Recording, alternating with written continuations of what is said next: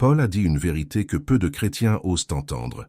Vous pouvez prier, chanter, lire la Bible et ne jamais changer. Pas à cause du diable, à cause de vous-même. Il existe des âmes qui fréquentent l'Église depuis des décennies, qui connaissent les versets par cœur, qui chantent les cantiques avec ferveur, et pourtant, quelque chose en elles ne change jamais. Quelque chose demeure figé, résistant, immobile. Peut-être que vous avez croisé cette personne. Peut-être que, dans un moment de silence et d'honnêteté profonde, vous vous êtes reconnu dans ce portrait. C'est précisément cette réalité que l'apôtre Paul, avec une lucidité bouleversante, a exposée dans ses lettres. Paul n'était pas un homme qui flattait les oreilles. Il était un chirurgien de l'âme. Il ouvrait les blessures cachées pour que la lumière de l'Évangile puisse les atteindre. Charles Spurgeon, ce grand prédicateur du XIXe siècle, dont les sermons ont traversé les océans et continuent de brûler dans les cœurs aujourd'hui, a un jour déclaré quelque chose qui mérite d'être médité avec soin. Il disait que le plus grand danger pour un chrétien n'est pas le péché bruyant du monde, mais la stagnation silencieuse de l'âme. Une âme qui ne grandit plus, qui n'est plus étonnée par la grâce, qui n'est plus brisée par la parole, cette âme est en péril, même si elle occupe le premier banc de l'Église. Spurgeon comprenait ce que Paul enseignait. La transformation chrétienne n'est pas automatique. Elle n'arrive pas simplement parce qu'on a prononcé une prière de salut. Elle requiert une coopération active, une ouverture sincère, un abandon quotidien à l'Esprit Saint. Paul, écrivant aux chrétiens de Rome, posait une question qui résonne encore aujourd'hui avec une force incroyable. Il demandait « Comment nous, qui sommes morts au péché, pourrions-nous continuer à y vivre ?» Cette question n'est pas rhétorique. Elle est un diagnostic. Elle révèle que la transformation est non seulement possible, mais attendue de chaque croyant. Et pourtant, nous voyons autour de nous, et parfois en nous, des vies chrétiennes qui semblent avoir atteint un plateau. La prière devient routine. La lecture de la Bible devient obligation. Le culte devient habitude. Et l'esprit, qui avait un jour mis le feu dans cette âme, semble avoir été progressivement étouffé par l'accumulation des jours ordinaires. Alors pourquoi certains chrétiens ne changent-ils jamais? C'est la question que nous allons explorer ensemble, à la lumière de ce que Paul a révélé. Une révélation qui peut, si vous la recevez avec un cœur ouvert, transformer définitivement votre marche avec Dieu. Il faut d'abord comprendre que Paul ne s'adressait pas à des incrédules quand il parlait de stagnation spirituelle. Il s'adressait à des croyants, des gens baptisés, des gens qui se réunissaient, qui priaient, qui lisaient les Écritures. Et c'est précisément pour cela que son message est si puissant et si perturbant. Parce qu'il nous dit que la religion extérieure peut coexister avec une intérieure complètement non transformée. Dans sa lettre aux Romains, au chapitre 12, verset 2, Paul écrit ces mots fondateurs. « Ne vous conformez pas au siècle présent, mais soyez transformés par le renouvellement de l'intelligence. » Chaque mot dans ce verset porte un poids immense. « Ne vous conformez pas », c'est un appel à la résistance active. « Soyez transformés », c'est une passivité réceptive, une ouverture à l'œuvre de Dieu. Par le renouvellement de l'intelligence, c'est le lieu où tout commence. La transformation dont parle Paul ne commence pas dans les actions, elle commence dans la pensée. Elle commence dans la manière dont vous percevez Dieu, vous-même, les autres et le monde. Si votre intelligence n'est pas renouvelée, vos comportements ne changeront jamais de manière durable. Vous pouvez multiplier les règles, les engagements, les résolutions du nouvel an spirituel, mais sans la transformation de l'intelligence, tout cela s'effondrera comme une maison bâtie sur le sable. Spurgeon le disait avec une clarté saisissante. On ne peut pas changer ce qu'on n'est pas prêt à voir. Et vraiment voir sa propre condition spirituelle, requiert une humilité que beaucoup refusent, non pas par méchanceté, mais par peur. Parce que voir signifie aussi devoir changer. Et le changement, même quand il est vers la lumière, peut faire peur à une âme habituée à l'obscurité confortable de ses vieilles habitudes. Voilà pourquoi ce message est important pour vous aujourd'hui. Parce que vous avez peut-être senti en vous levant ce matin ce petit poids silencieux, la sensation que votre vie spirituelle tourne en rond, que vous lisez la Bible sans être touché, que vous priez sans vous sentir entendu, que vous assistez au culte sans être changé. Ce sentiment n'est pas une condamnation, c'est une invitation. C'est l'Esprit Saint qui vous dit « il y a plus ». Il y a encore de la profondeur à explorer. Il y a encore de la grâce à recevoir. Et il y a dans les paroles de Paul une clé qui peut ouvrir la porte de cette transformation que vous désirez si ardemment. Il est crucial de saisir que Paul lui-même a traversé cette tension. Avant sa rencontre bouleversante sur le chemin de Damas, il était un homme religieux par excellence, instruit, zélé, respecté. Il connaissait les Écritures mieux que la plupart. Et pourtant, son intelligence était aveugle à la vérité vivante. Ce n'est que lorsqu'il a rencontré le Christ ressuscité que quelque chose de fondamental a changé en lui, non pas en surface, mais au cœur même de son identité. Paul comprend donc de l'intérieur ce que c'est que d'être religieux sans être transformé. Et c'est depuis cette expérience personnelle et profonde qu'il enseigne avec une autorité si particulière. Il ne parle pas d'une théorie, il parle d'une réalité qu'il a vécue, qu'il a traversée, et par laquelle il a été entièrement refaçonné par la grâce de Dieu. Dans la lettre aux Galates, au chapitre 2, verset 20, il déclare avec une intensité qui traverse les siècles « Ce n'est plus moi qui vis, c'est Christ qui vit en moi ».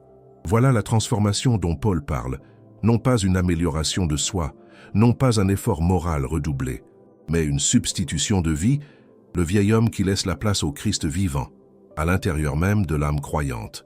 C'est là que réside la réponse à notre question centrale. Certains chrétiens ne changent jamais parce qu'ils n'ont jamais pleinement compris, ou peut-être jamais pleinement accepté, cette réalité radicale. Ils veulent les bénédictions de Christ sans le renoncement à soi-même. Ils veulent la paix sans la croix. Ils veulent grandir sans être déracinés. Mais la parole de Dieu est claire. Le grain de blé doit tomber en terre et mourir pour porter beaucoup de fruits. Si cette parole a touché quelque chose dans votre cœur, je vous invite à vous abonner à notre chaîne pour ne manquer aucun message qui peut transformer votre vie spirituelle. Et si vous désirez approfondir votre intimité avec Dieu de manière pratique et profonde, je vous encourage à acquérir notre e-book « 21 jours pour restaurer votre intimité avec Dieu ». Le lien pour l'acquérir se trouve dans le premier commentaire épinglé. C'est un guide qui a été écrit avec prière et amour, pour des âmes qui ont soif de plus que la surface. Il existe une illusion très dangereuse dans la vie chrétienne, l'illusion du mouvement sans transformation. On peut être très actif dans l'Église, très occupé par les activités religieuses, très présent dans les réunions de prière, et pourtant ne jamais vraiment changer à l'intérieur. C'est comme un homme qui marche sur place. Il dépense de l'énergie, il bouge les jambes, mais il n'avance pas d'un seul pas. Paul avait un nom pour ce phénomène. Il l'appelait « vivre selon la chair ». Non pas la chair au sens uniquement des péchés grossiers et visibles, mais la chair au sens d'une orientation profonde de l'âme tournée vers elle-même. Une vie où le moi reste au centre, même habillé de vocabulaire religieux.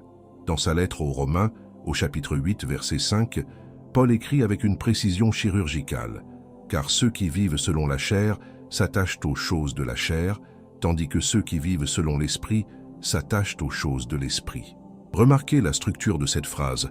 Paul ne parle pas de comportements isolés, il parle d'une orientation fondamentale, d'une direction vers laquelle l'âme est constamment tournée.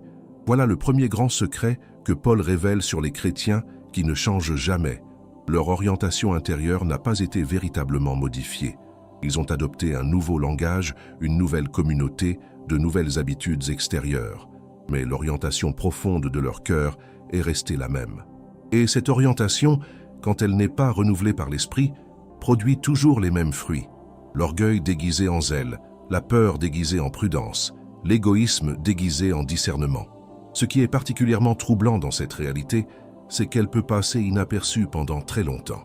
L'environnement chrétien peut même renforcer cette illusion, parce que les comportements extérieurs requis par la culture religieuse peuvent ressembler, de l'extérieur, à de la transformation. Mais Dieu qui sonde les reins et les cœurs voit au-delà de la surface. Il ne regarde pas ce que l'homme regarde, il regarde le cœur. Le prophète Ésaïe, dans le chapitre 29, verset 13, rapporte ces mots terribles prononcés par Dieu lui-même. « Ce peuple s'approche de moi avec sa bouche et m'honore de ses lèvres, mais son cœur est loin de moi. » Ces paroles, adressées à un peuple qui pratiquait la religion avec assiduité, révèlent que la proximité extérieure avec Dieu ne garantit pas la proximité intérieure. On peut connaître les cantiques par cœur et avoir le cœur loin de celui qu'on chante. Jésus lui-même a cité ce verset d'Ésaïe lorsqu'il s'adressait aux pharisiens, des hommes qui étaient les champions de la pratique religieuse de leur époque. Il les avertissait que leur façon d'honorer Dieu était devenue une forme vide, une coquille sans vie. Et cet avertissement n'appartient pas seulement au 1er siècle, il résonne avec une intensité particulière dans nos communautés chrétiennes d'aujourd'hui. Mais pourquoi l'orientation intérieure reste-t-elle inchangée chez certains croyants?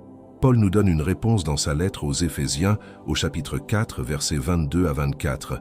Il parle de la nécessité de dépouiller le vieil homme et de revêtir l'homme nouveau. Ces deux actions, dépouiller et revêtir, impliquent une décision consciente, répétée, quotidienne. Ce n'est pas un événement unique, c'est une discipline de vie. Le problème de nombreux chrétiens est qu'ils ont voulu revêtir l'homme nouveau sans jamais vraiment dépouiller le vieil homme. Ils ont voulu ajouter Christ à leur vie comme on ajoute un tableau sur un mur, sans rien enlever, sans rien déplacer. Mais le Seigneur Jésus ne vient pas s'ajouter à votre vie. Il vient la transformer de fond en comble, et cette transformation implique nécessairement une perte, la perte de ce que vous étiez, pour devenir ce qu'il vous appelle à être. C'est une perte qui fait peur, parce que même nos défauts, même nos blessures, même nos vieilles habitudes dysfonctionnelles ont fini par devenir familières. Elles ont une odeur connue, elles ont un confort trompeur, et s'en séparer, c'est marcher dans l'inconnu, même si cet inconnu est rempli de la présence de Dieu. Il y a aussi une dimension collective dans cette stagnation que Paul n'ignore pas. Dans sa première lettre aux Corinthiens, au chapitre 3, versets 1 à 3, il interpelle les croyants de Corinthe avec une franchise désarmante. Il leur dit qu'il ne peut pas leur parler comme à des hommes spirituels, parce qu'ils sont encore charnels.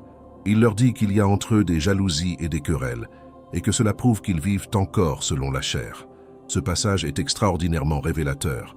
Paul dit que les relations dans la communauté chrétienne sont un baromètre de la transformation intérieure. Quand l'orgueil, la jalousie, la compétition et les divisions abondent dans une communauté qui se dit chrétienne, c'est le signe que la chair n'a pas encore été crucifiée. C'est le signe que la croix est une doctrine proclamée, mais pas encore une réalité vécue. Voilà une vérité que nous devons recevoir sans détour. Ce que vous êtes dans vos relations révèle ce que vous êtes réellement dans votre fort intérieur. On peut être très dévot dans la solitude et très charnel dans la communauté. Et c'est précisément dans la communauté que la transformation se vérifie, dans la patience, dans la douceur, dans la capacité à pardonner, dans l'humilité devant l'autre. La bonne nouvelle, et il y en a une magnifique et pleine d'espérance, c'est que Paul ne s'arrête jamais au diagnostic. Après avoir exposé la maladie, il montre toujours le remède. Et dans le cas de la stagnation spirituelle, le remède commence par une chose simple et radicale à la fois, la vérité sur soi-même, reçue avec humilité devant Dieu. Il est important de nommer ici une autre réalité que Paul identifie avec une précision remarquable. Il existe des chrétiens qui ne changent jamais parce qu'ils ont développé au fil du temps une forme de résistance non consciente à la parole. Chaque fois que la parole de Dieu les confronte sur un point précis, ils trouvent une manière de la contourner, par une interprétation commode, par une distraction spirituelle ou simplement en n'appliquant jamais ce qu'ils ont entendu. Jacques, dans son épître, au chapitre 1, verset 22, met en garde contre cette illusion avec une clarté bouleversante. Mettez la parole en pratique, ne vous bornez pas à l'écouter, en vous faisant illusion à vous-même. L'image qu'il emploie ensuite est frappante. Il compare celui qui écoute sans pratiquer à un homme qui regarde son visage dans un miroir, puis s'en va et oublie aussitôt comment il était fait. Voilà une image qui résume parfaitement la condition de nombreux chrétiens. Ils regardent la parole, ils voient ce qu'elle révèle sur eux, et puis ils referment la Bible, reprennent leur vie quotidienne, et rien ne change.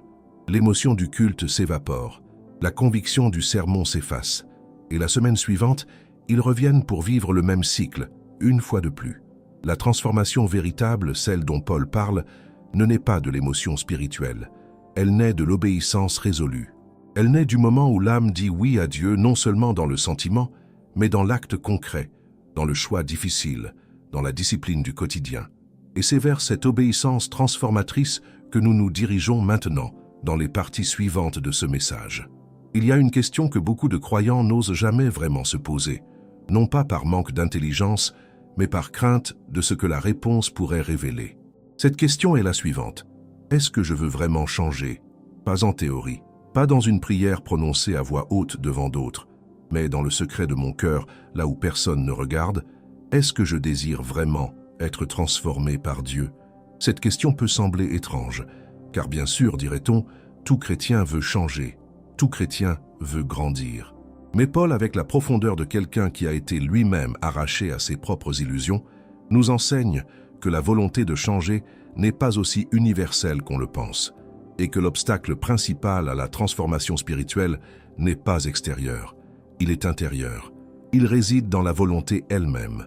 Dans sa lettre aux Philippiens au chapitre 2, verset 13, Paul écrit ces mots lumineux, « Car c'est Dieu qui produit en vous le vouloir et le faire selon son bon plaisir. » Cette phrase est extraordinairement riche. Elle nous dit que même le désir de changer, ce vouloir dont parle Paul, est une œuvre de la grâce de Dieu en nous. Et cela signifie que là où ce désir est absent, c'est souvent parce que quelque chose en nous résiste à laisser Dieu travailler. Cette résistance prend des formes multiples. Parfois, elle se manifeste sous les traits d'un orgueil bien camouflé. L'orgueil qui dit en silence « Je n'ai pas vraiment besoin de changer tant que ça ».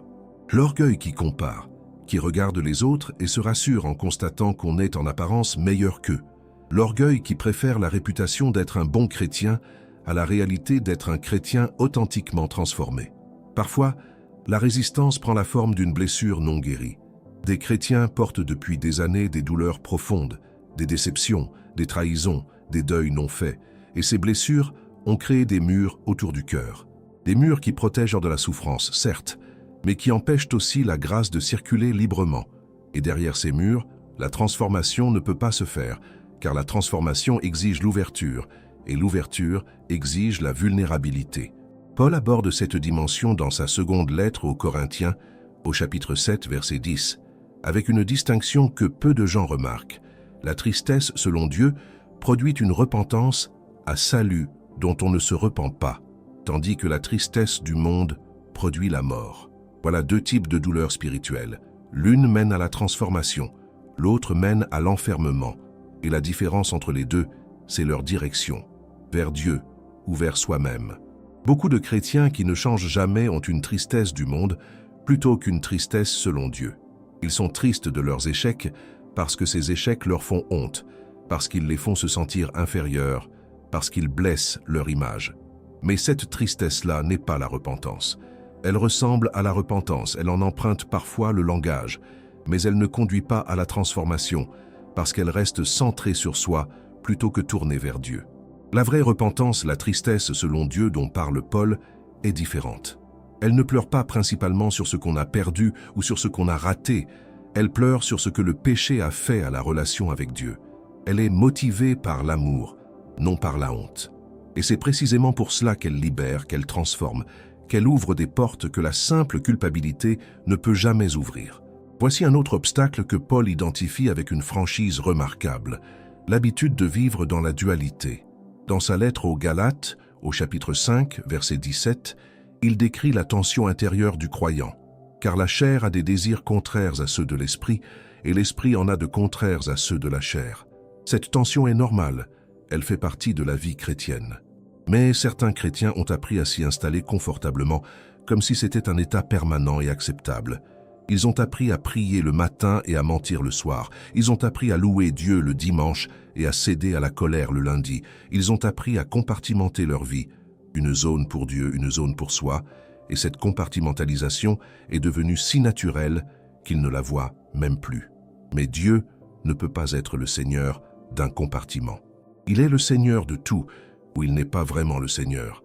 Cette vérité peut blesser, elle doit même blesser un peu, non pas pour condamner, mais pour réveiller.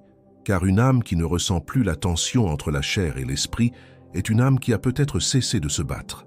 Et une âme qui a cessé de se battre est une âme qui a commencé à mourir spirituellement sans même le savoir. Mais voici la grâce qui illumine tout ce tableau. Paul ne décrit jamais cette lutte pour décourager. Il a décrit pour que nous sachions que nous ne sommes pas seuls, que cette tension est connue, qu'elle a un nom et qu'elle a aussi une issue. Le chapitre 8 de la lettre aux Romains, qui fait suite à cette description de lutte intérieure, s'ouvre sur ces mots de victoire absolue. Il n'y a donc maintenant aucune condamnation pour ceux qui sont en Jésus-Christ. Aucune condamnation. Non pas parce que le combat n'est pas réel, mais parce que celui qui combat en nous est plus grand que tout ce qui s'oppose à notre transformation.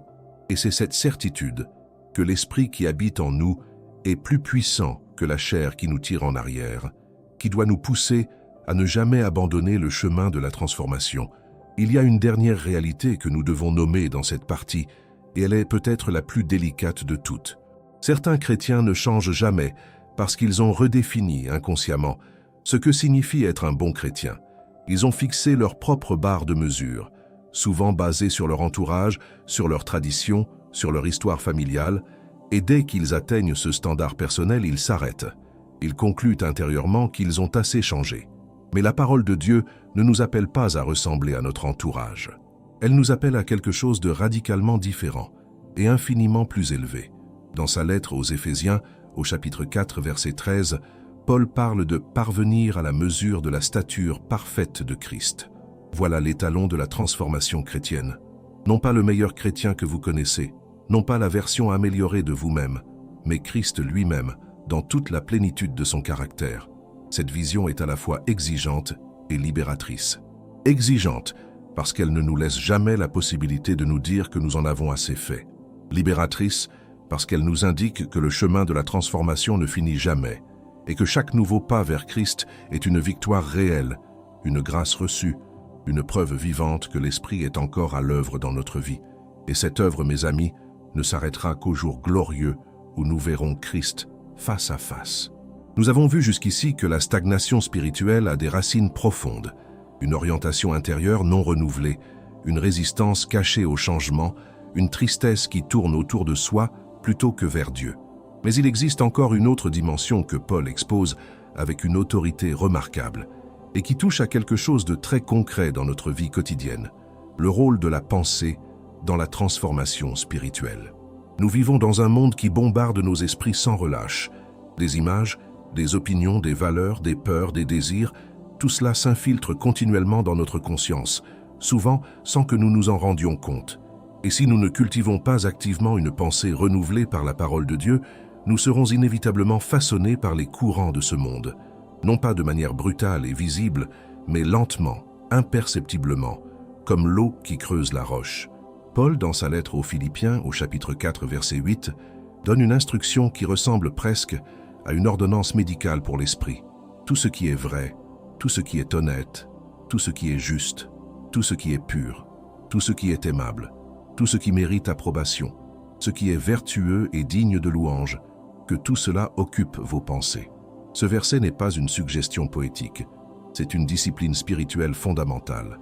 Remarquez que Paul dit que tout cela occupe vos pensées. Il utilise un verbe actif, délibéré. Ce n'est pas quelque chose qui arrive automatiquement.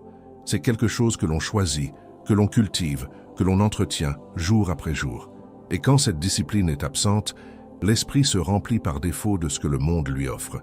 Et le monde n'offre pas toujours ce qui édifie, ce qui élève, ce qui transforme. C'est ici que réside l'une des causes les plus sous-estimées de la stagnation chrétienne, la négligence de la vie de la pensée. Des chrétiens qui passent des heures à consommer des contenus qui alimentent la peur, la convoitise, la comparaison et l'amertume, puis qui s'étonnent de ne pas grandir spirituellement. C'est comme quelqu'un qui voudrait être en bonne santé physique, tout en se nourrissant exclusivement de ce qui affaiblit son corps et qui s'interrogerait ensuite sur la raison de sa fatigue persistante. Paul souligne dans sa seconde lettre aux Corinthiens, au chapitre 10, verset 5, quelque chose de fondamental pour comprendre cette guerre intérieure.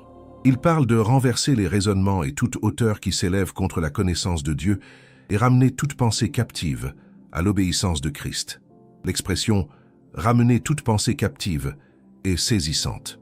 Elle implique qu'il y a des pensées rebelles, des pensées qui s'opposent à notre transformation, et que notre rôle est de les identifier, de les confronter et de les soumettre à la vérité de Christ. Ce travail sur la pensée n'est pas un luxe réservé aux théologiens et aux philosophes. C'est le travail quotidien de tout croyant qui veut sérieusement progresser dans sa vie avec Dieu. Chaque matin, au réveil, des pensées se présentent. Certaines sont remplies de gratitude et d'espérance. D'autres sont lourdes de doutes, d'inquiétude ou d'amertume. Et c'est dans ce moment-là, dans ce premier instant du jour, que la discipline de la pensée renouvelée se joue vraiment. Un chrétien qui commence sa journée en exposant son esprit à la parole de Dieu, qui laisse la vérité divine parler plus fort que les voix de l'anxiété et du découragement, est un chrétien qui construit, pierre après pierre, une architecture intérieure capable de résister aux tempêtes de la vie. Mais un chrétien qui néglige cette discipline construit sur du sable, même s'il assiste à tous les cultes et récite toutes les prières. Il y a une autre dimension de la pensée que Paul aborde dans sa lettre aux Romains, et qui est directement liée à la question du changement. Au chapitre 12, verset 3, il écrit « N'ayez pas de vous-même une opinion plus haute qu'il ne faut ». Cette instruction touche à l'image que nous avons de nous-mêmes, et cette image est bien plus déterminante qu'on ne le pense pour notre croissance spirituelle. Certains chrétiens ne changent jamais, parce qu'ils ont une image d'eux-mêmes si rigide qu'elle ne laisse aucune place à la transformation. Ils se définissent par leurs habitudes, leur tempérament, leurs histoires. Je suis comme ça, j'ai toujours été comme ça, je serai toujours comme ça. Ces affirmations, prononcées souvent avec une sorte de résignation fataliste, ferment des portes que Dieu voudrait ouvrir. Elles transforment ce qui est une réalité passée en une prison pour l'avenir. La parole de Dieu nous dit quelque chose de radicalement différent. Elle dit que si quelqu'un est en Christ, il est une nouvelle création. Les choses anciennes sont passées. Voici, toutes choses sont devenues nouvelles. Cette vérité, tirée de la seconde lettre aux Corinthiens au chapitre 5, verset 17, n'est pas une métaphore. C'est une réalité ontologique, une réalité sur ce que vous êtes, dans la profondeur de votre être, depuis le moment où vous avez été unis à Christ par la foi. Recevoir cette vérité sur soi-même, c'est l'un des actes de foi les plus puissants qu'un croyant puisse poser. Ce n'est pas de la pensée positive, c'est de la foi biblique. Croire ce que Dieu dit sur vous, même quand vos émotions racontent une autre histoire, même quand vos comportements semblent contredire cette réalité, parce que la foi dans la Bible n'est jamais définie comme la confiance dans ce qu'on ressent. Elle est définie comme la certitude des choses qu'on espère, la conviction des choses qu'on ne voit pas encore, et c'est précisément sur ce fondement, la foi dans ce que Dieu dit et dans ce que Dieu fait, que la transformation réelle commence à prendre racine dans une vie. Non pas dans un élan émotionnel d'un soir, mais dans un engagement quotidien, humble et persévérant, à laisser la pensée de Christ habiter en soi avec toute sa richesse. Il est bon de nommer ici ce que beaucoup ressentent sans jamais l'avoir verbalisé, la fatigue du recommencement. Il y a des croyants qui ont essayé de changer, qui ont pris des résolutions sincères, qui ont demandé pardon pour les mêmes péchés des dizaines de fois, et qui, à force de tomber et de se relever, ont commencé à se demander si le changement était vraiment possible pour eux. Paul connaissait cette fatigue. Dans la lettre aux Romains, au chapitre 7, verset 24, il crie presque « Misérable que je suis, qui me délivrera de ce corps de mort ?» Ce cri n'est pas le cri d'un incrédule, c'est le cri d'un homme profondément transformé, qui voit encore en lui des résidus de l'ancienne nature et qui en souffre. Et immédiatement après ce cri, Paul répond lui-même « Grâce soit rendue à Dieu par Jésus-Christ notre Seigneur ». La réponse à la fatigue du recommencement n'est pas de cesser de recommencer. C'est de découvrir que la grâce de Dieu est plus grande que notre inconstance et que chaque recommencement sincère devant Dieu est accueilli avec la même compassion infinie que la première fois. C'est cette grâce-là qui sustente le chemin de la transformation et c'est vers elle que nous vous invitons à regarder avec espérance renouvelée. Nous avons traversé ensemble les profondeurs de la question que Paul soulève. Pourquoi certains chrétiens ne changent-ils jamais?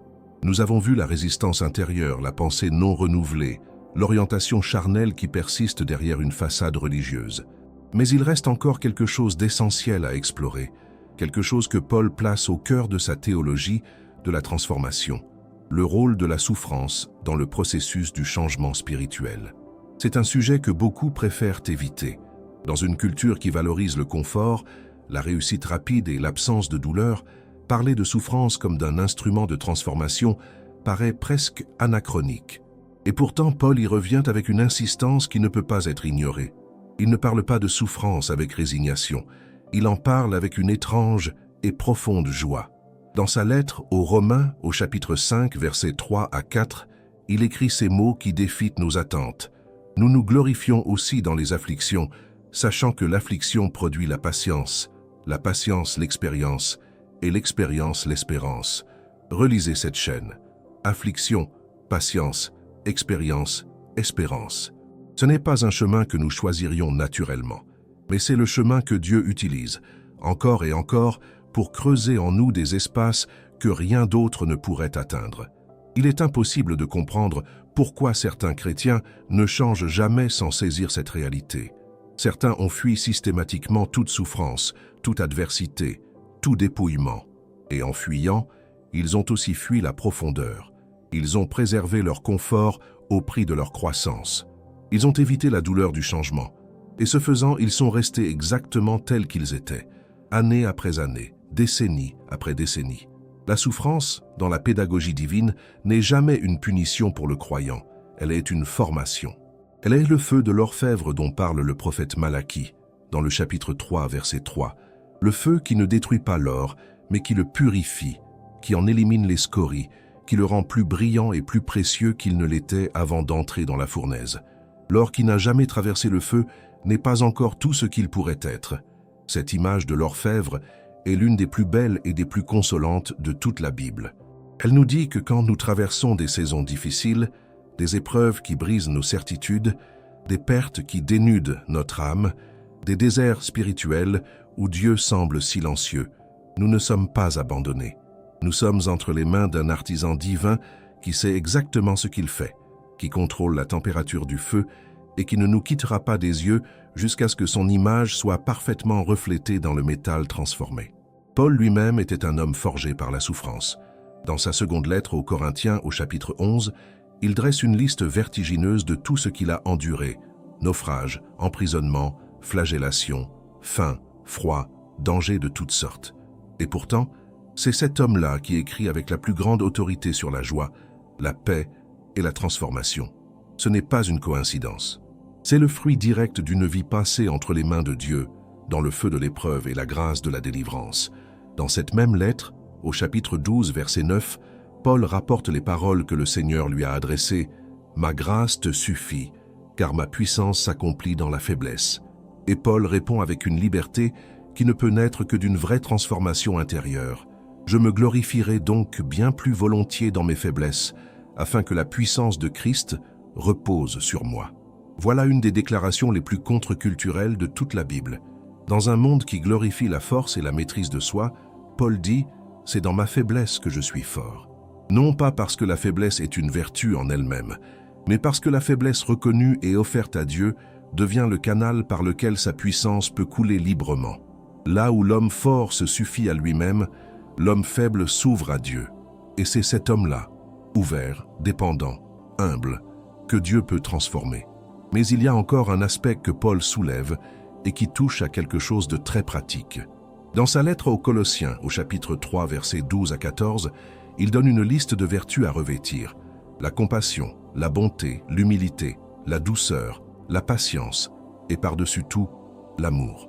Remarquez que Paul ne dit pas « attendez que ces vertus apparaissent naturellement ». Il dit « revêtez-vous ». C'est un acte délibéré, une décision quotidienne de choisir, par la grâce de Dieu, de porter ce que la chair refuserait naturellement de porter. Ces vertus ne tombent pas du ciel comme la pluie. Elles se cultivent dans le concret des relations et des situations difficiles de la vie.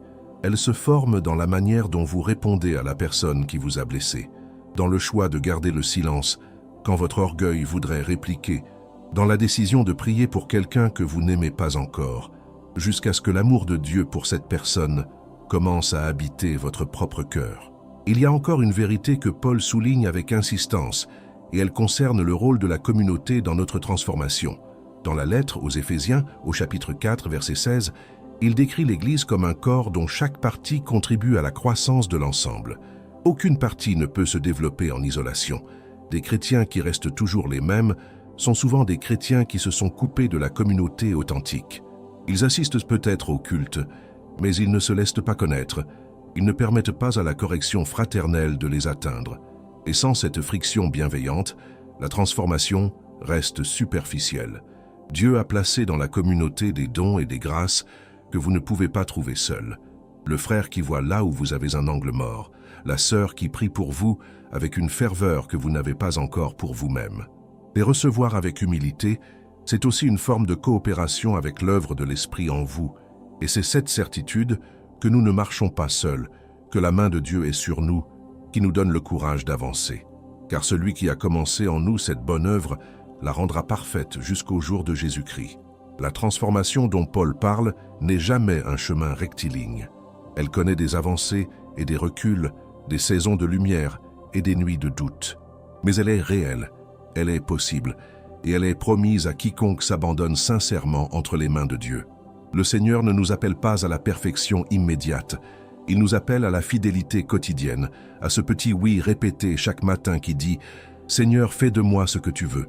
C'est dans ce oui-là que la transformation prend racine, que le vieil homme commence vraiment à mourir et que l'homme nouveau commence vraiment à vivre. Et c'est ce oui-là que nous vous invitons à prononcer aujourd'hui en entrant dans la dernière partie de ce message. Nous voici à la fin de ce message et une seule vérité résume tout ce que Paul nous a enseigné. Changer est possible, pour vous, maintenant. Pas parce que vous êtes suffisamment fort, mais parce que Dieu est suffisamment fidèle. La transformation n'est pas réservée à quelques élus. Elle est l'héritage de tout croyant qui s'ouvre sincèrement à l'Esprit Saint. Que cette parole porte du fruit dans votre cœur pour l'éternité. Merci du fond du cœur d'avoir regardé jusqu'à la fin. Si ce message vous a touché, abonnez-vous à la chaîne, aimez cette vidéo et laissez un commentaire. Et si vous désirez approfondir votre intimité avec Dieu, acquérez notre e-book « 21 jours pour restaurer votre intimité avec Dieu ». Le lien pour l'acquérir est dans le premier commentaire épinglé. Les prochaines vidéos vous attendent sur l'écran. À très bientôt.